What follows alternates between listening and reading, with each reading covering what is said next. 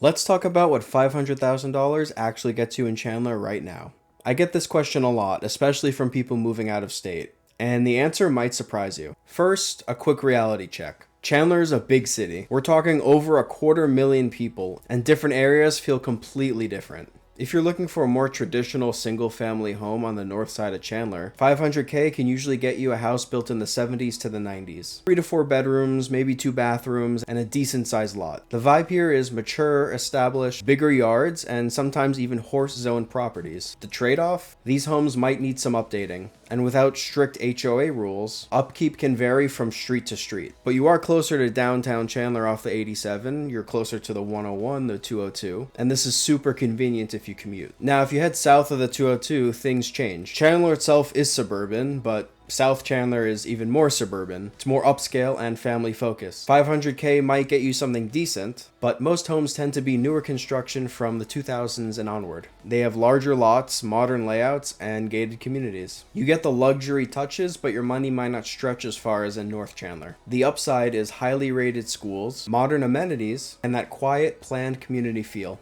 Then there's the option of going for a townhouse or a condo. 500K goes a long way with a condo. It can get you a really nice, updated condo or townhouse with minimal maintenance. You have no big yard to worry about, newer appliances, and sometimes even community amenities. It's a great option if you want a low maintenance lifestyle, but still want to be part of a vibrant city. So location really matters. North Chandler is a great option if you want easy access to highways and proximity to downtown activity like restaurants and shopping. South Chandler is great if you want peace, quiet, newer neighborhoods, and a suburban family-friendly feel. Your priorities like your commute, school, lifestyle, and a great local realtor decide how far your 500K will go.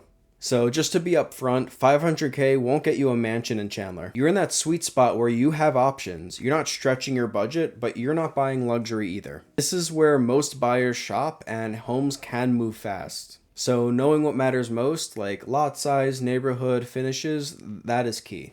I work with families on a daily basis to see what they can get for their budget while showing you neighborhoods that match your priorities. So, that's what 500K gets you in Chandler right now. 3 very different options depending on what you want. If you've been thinking about making a move to Chandler or just want to see what the market's like in general, feel free to give me a call. And for more videos like this, please like and subscribe to my channel.